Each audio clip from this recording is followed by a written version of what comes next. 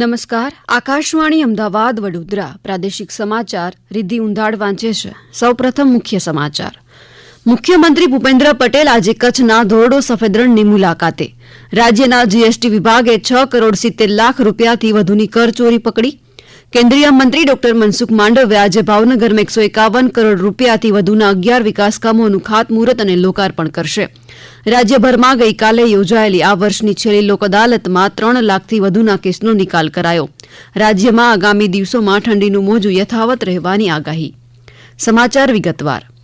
મુખ્યમંત્રી ભૂપેન્દ્ર પટેલ આજે કચ્છના ધોરડો સફેદ રણની મુલાકાતે આવશે. આ દરમિયાન તેઓ કડા બજાર, ખાદ્ય બજારની મુલાકાત લઈ સાંજે સફેદ રણને નિહાળશે. પશ્ચિમ કચ્છના અમારા પ્રતિનિધિ હેમાંગ પટણી જણાવે છે કે આ પ્રસંગે મુખ્યમંત્રીના હસ્તે ભારતીય ટપાલ વિભાગના રણોત્સવ 2024-25 વિષયવસ્તુ પર આધારિત વિશેષ ટપાલ કવરનું વિમોચન કરાશે. આ ઉપરાંત શ્રી પટેલ સફેદ રણના સાંસ્કૃતિક કાર્યક્રમમાં સહભાગી થશે. આ મુલાકાત દરમિયાન પ્રવાસન મંત્રી મુળુભાઈ બેરા તેમની સાથે ઉપસ્થિત રહેશે. આદિજાતિ વિકાસ રાજ્યમંત્રી કુંવરજી હળપતિએ તાપી જિલ્લાના સોનગઢના પીપળ ગામથી 21 કરોડથી વધુના ખર્ચે 7 પ્રકલ્પોનું ખાતમુહૂર્ત કર્યું હતું. આદિવાસી સમુદાયને વિકાસની મુખ્યધારા સાથે જોડવા અને તેમના સર્વાંગી વિકાસ માટે આદિજાતિ વિભાગ માટે 43 કરોડ 74 લાખ રૂપિયાનું વિશેષ બજેટ તૈયાર કરાયું છે. આ અંગે શ્રી હળપતિએ માહિતી આપી હતી. હું ગુજરાતના મુખ્યમંત્રી ભૂપેન્દ્રભાઈ પટેલ સાહેબને અભિનંદન આપું કે આદિવાસી વિસ્તારોની અંદર આવા કામો મંજૂર કરીને જે આદિવાસીઓના ગામડાઓ વિખૂટા હતા એને કનેક્ટિવિટી થાય તે રીતે એમણે મંજૂર કરી આપ્યા છે. અને સાથે સાથે આદિવાસી બજેટમાં એટલે કે આદિજાતિ વિભાગની અંદર સૌથી મોટું જો કોઈ પેકેજ આપ્યો હોય ભૂપેન્દ્રભાઈ પટેલ કે જેમણે 4,474 કરોડનું પેકેજ આપીને આદિવાસીઓના કામ સરળતાથી થાય તે દિશામાં આગળ વધી રહ્યો છે. માટે એમનો પણ હું ખૂબ ખૂબ આભાર. રાજ્યના જીએસટી એટલે કે વસ્તુ અને સેવા કર વિભાગે અંદાજે 6,70 લાખ રૂપિયાથી વધુની કરચોરી પકડી પાડી છે. સત્તાવાર યાદી મુજબ જીએસટી વિભાગે 11 ડિસેમ્બરે ગ્રાહકોને ડિઝાઇનર ડ્રેસ, સૂટ અને અન્ય સાધનો સહિત લગ્નના વસ્ત્રો ભાડે આપવાના વેપાર સાથે સંકળાયેલા કુલ 43 વેપારીઓની જગ્યા પર દરોડા પાડ્યા હતા. રાજ્યના 9 શહેરમાં હાથ ધરાયેલા તપાસ અભિયાન દરમિયાન અંદાજે 6,70 લાખ રૂપિયાની વેરાચોરી અને અંદાજે 8,50 લાખ રૂપિયાની જવાબદારી શોધી કાઢવામાં આવી હતી. તેમજ બિનહિસાબી વેચાણ અને વેરાની ઓછી જવાબદારી દર્શાવવા જેવી ગેરરીતિઓ પણ જાણવા મળી હતી. દેવભૂમિ દ્વારકા જિલ્લામાં જુદી જુદી યોજનાઓના લોન સહાય વિતરણ કાર્યક્રમમાં મંત્રી ભાનુબેન બાબરિયા તેમજ ભીખુસિંહ પરમારે 3,53,407 લાભાર્થીઓને લોન સહાયના ચેક વિતરણ કર્યા હતા. આ અંગે ગાંધીનગર સામાજિક વિકસિત જાતિ વિભાગના નિયામક અધિકારી વિક્રમસિંહ જાદવે માહિતી આપી. આશરે 125 કરોડ રૂપિયા જેટલું ડીબીટીથી ડાયરેક્ટ લાભાર્થીના ખાતામાં અને કુલ 19 જિલ્લાના લાભાર્થીઓને આપણે અત્યારે આ લાભ આપ્યો છે અને એ તમામના ખાતામાં ડીબીટીથી આ પૈસા ટ્રાન્સફર થઈ ગયા છે.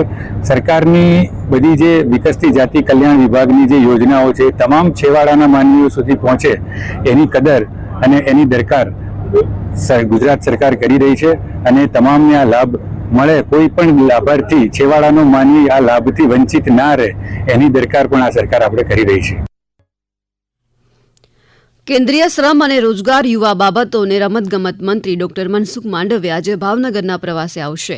શહેરના લોકોની સુખાકારી માટે 149 કરોડ રૂપિયાથી વધુના 11 જેટલા વિકાસ કાર્યોનું ખાતમુહૂર્ત અને 2 કરોડ રૂપિયાના એક કામનું લોકાર્પણ કરશે. શ્રી માંડવિયા ઝવેરચંદ મેઘાણી ઓડિટોરિયમ ખાતે ભાવનગર મહાનગરપાલિકાના લોકાર્પણ ખાતમુહૂર્ત કાર્યક્રમમાં ઉપસ્થિત રહેશે. ત્યારબાદ બપોરે તેઓ PMSSY સરટી હોસ્પિટલની મુલાકાત લઈ અનાજના એટીએમની મુલાકાત લેશે. સમગ્ર રાજ્યમાં ગઈકાલે યોજાયેલી આ વર્ષની છેલ્લી લોક અદાલતમાં 3,30,655 પ્રી લિટિગેશન કેસના સમાધાન થયા. અમદાવાદના અમારા પ્રતિનિધિ જણાવે છે કે લોક અદાલતમાં ઈ ચલણના 2,85,837 કેસ પૂરા થતા 17 કરોડ 55 લાખ રૂપિયા વસૂલવામાં આવ્યા છે.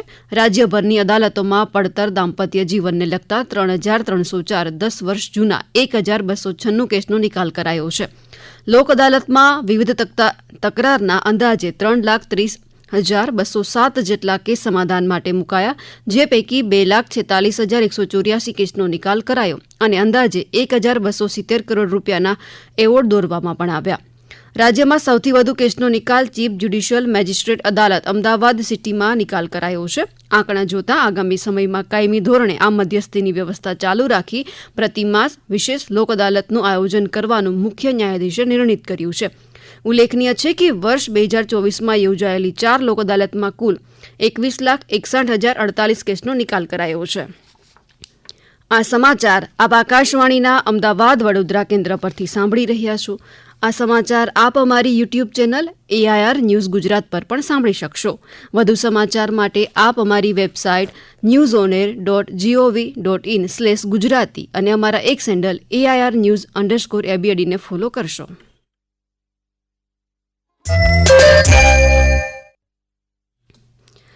અમદાવાદના સરદાર વલ્લભભાઈ પટેલ આંતરરાષ્ટ્રીય હવાઈ મથક SVPIને તેની ઉર્જા કાર્યક્ષમતામાં નવીન અભિગમ માટે ભારત સરકાર દ્વારા પુરસ્કાર એનાયત કરાયો છે. નેશનલ એનર્જી કન્ઝર્વેશન ખાતે સંરક્ષણ પુરસ્કાર 2024 NECAમાં સર્ટિફિકેટ ઓફ મેરિટ જીતીને આ હવાઈ મથકે આગવી ઓળખ બનાવી છે. તેમજ આ પ્રતિષ્ઠિત પુરસ્કાર મેળવનારું તે દેશનું એકમાત્ર હવાઈ મથક પણ બન્યું છે. સત્તાવાર યાદી મુજબ આ હવાઈ મથકે ઉચ્ચ કાર્યક્ષમતા ધરાવતી અદ્યતન પ્રણાલીઓ સ્થાપિત કરી ઓછા કાર્યક્ષમ ચિલર અને કુલિંગ ટાવર્સને બદલ્યા છે. તેના પરિણામે ઉર્જા ઉપયોગમાં નોંધપાત્ર ઘટાડો થયો છે. આ ઉપરાંત રિયલ ટાઈમ ઉર્જા ઉપયોગનું નિરીક્ષણ કરવા સ્માર્ટ એરપોર્ટ પ્રોજેક્ટ અંતર્ગત અદ્યતન તકનીકો અપનાવી છે. સૌરાષ્ટ્ર અને અમરેલી જિલ્લાના ખેડૂત બાગાયત ખેતી તરફ વળી રહ્યા છે. જ્યારે અમરેલી જિલ્લાના ચમારડી ગામના ખેડૂતો બાગાયત પાકમાં વાર્ષિક 6 લાખ રૂપિયાના લાલ સીતાફળની ખેતી કરી સારું એવું ઉત્પાદન મેળવી રહ્યા છે. આ અંગે ખેડૂત ગોકુળ અસલાલીએ માહિતી આપી.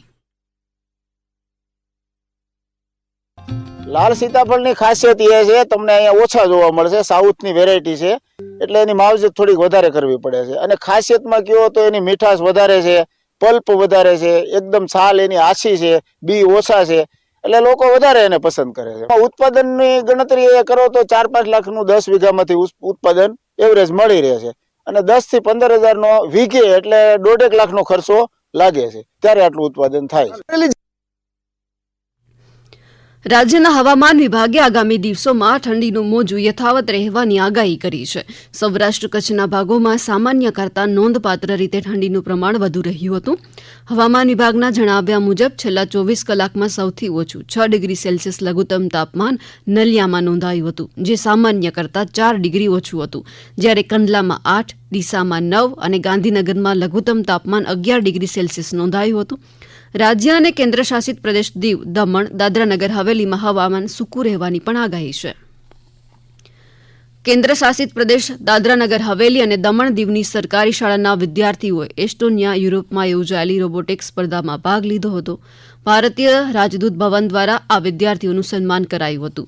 Line following robot, fire fighting robot, folk race અને એન્ટરપ્રેન્યોરશિપ ચેલેન્જમાં ભાગ લઈ વિદ્યાર્થીઓએ ઉત્તમ પ્રદર્શન કર્યું. તેમણે સસ્ટેનેબલ ડેવલપમેન્ટ ગોલ્સથી પ્રેરિત પ્રોજેક્ટ જેવા AI બેસ્ડ વેસ્ટ સેગ્રેશન સિસ્ટમ, બાળકોની દેખભાળ માટે રોમા રોબોટ અને મિક્સ્ડ રિયાલિટી એપ પ્રસ્તુત કરી હતી.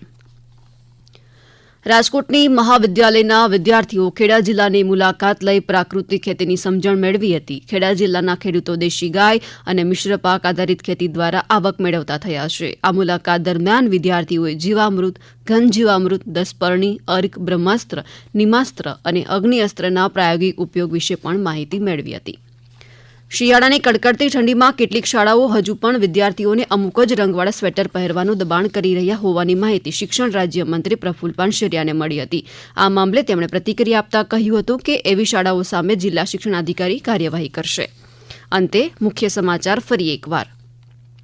મુખ્યમંત્રી ભૂપેન્દ્ર પટેલ આજે કચ્છના ધોરડો સફેદ રણની મુલાકાતે. રાજ્યના GST વિભાગે 6,70,00,000 રૂપિયાની વધુની કરચોરી પકડી.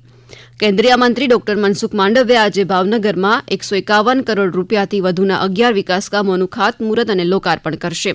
રાજ્યભરમાં ગઈકાલે યોજાયેલી આ વર્ષની છેલ્લી લોક અદાલતમાં 3 લાખથી વધુના કેસનો નિકાલ કરાયો અને રાજ્યમાં આગામી દિવસોમાં ઠંડીનું મોજું યથાવત રહેવાની આગાહી. આકાશવાણીના અમદાવાદ વડોદરા કેન્દ્ર પરથી પ્રાદેશિક સમાચાર પૂરા થયા.